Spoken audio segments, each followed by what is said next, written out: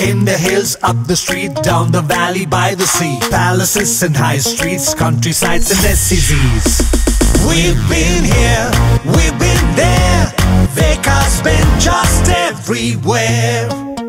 బాలకృష్ణతో సినిమా అంటే రిస్క్ తక్కువ, సేఫ్ ఎక్కువ. అనుకున్న బడ్జెట్లో తీస్తే లాభాలు వచ్చాయి. అందుకే ఈ హ్యాట్రిక్ హీరోతో సినిమాలు చేయాలి అని దర్శక నిర్మాతలు వెంటపడుతున్నారు. అయితే ప్రెజెంట్ సెట్స్ పై ఉన్న బాబీ సినిమా, ఆ తర్వాత మొదలయ్యే అఖండ 2 బడ్జెట్ లిమిట్స్ దాటిపోతున్నాయి. ఇంతవరకు హైయెస్ట్ కలెక్ట్ చేసిన సినిమా కంటే ఎక్కువ డబ్బులు పెట్టేస్తున్నారు. ఎలాగో ఇప్పుడు చూద్దాం. అఖండ, వీరసింహారెడ్డి, భగవంత్ కేసరితో హ్యాట్రిక్ కొట్టిన బాలకృష్ణ ఫుల్ ఫామ్ లో ఉన్నాడు. మరి ఇంత సక్సెస్ లో ఉన్న ఈ హ్యాట్రిక్ హీరో రెమ్యునరేషన్ పెంచకుండా ఉంటాడా? అఖండ ముందు వరకు 10 కోట్లున్న బాలయ్య రెమ్యునరేషన్ ప్రస్తుతం 25 కోట్లకు చేరింది.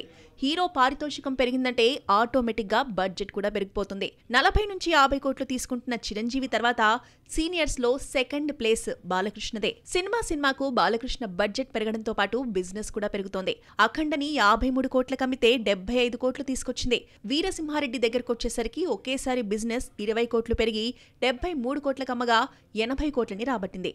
ఇక Bhagavanth Kesari message oriented movie కావడంతో బిజినెస్ తగ్గి 67 కోట్లకే జరిగితే 71 కోట్లు వచ్చింది. బాలకృష్ణ హ్యాట్రిక్ సినిమాల బిజినెస్ కలెక్షన్స్ చూస్తుంటే బాలయ్య 80 కోట్ల మార్క్ దాటడమే గగనమైపోతోంది. ఎట్టకేలకు వీరసింహారెడ్డి ఒక్కటే 80 కోట్లు కలెక్ట్ చేసింది. ఇలా 100 కోట్ల క్లబ్ బాలయ్యను ఊరిస్తుందే గానీ దక్కడం లేదు. అయితే ప్రస్తుతం నటిస్తున్న బాబీ సినిమా హైయెస్ట్ షేర్ 80 కోట్లు తెచ్చిన వీరసింహారెడ్డిని మించిపోతుందట. అఖండ 2కి వచ్చేసరికి బోయపాటి బడ్జెట్ పెంచేశాడు. హ్యాట్రిక్ కాంబినేషన్ లో వస్తున్న 4వ సినిమాపై భారీ అంచనాలున్నాయి. సినిమాను పాన్ ఇండియాగా రిలీజ్ చేయాలన్న ప్లాన్ లో దర్శకుడున్నాడని, బోయపాటి సినిమాల్లో యాక్షన్ సీన్స్ ఒక రేంజ్ లో ఉంటాయి. గత సినిమాలను మించేలా బడ్జెట్ పెంచేస్తున్నారని తెలిసింది. ఇంతవరకు 100 కోట్ల కలెక్షన్స్ లేని బాలయ్యపై 100 కోట్ల బడ్జెట్ పెట్టేయడం రిస్కే గానీ హిట్ టాక్ వస్తే మాత్రం పెద్ద కష్టమైతే కాకపోవచ్చు.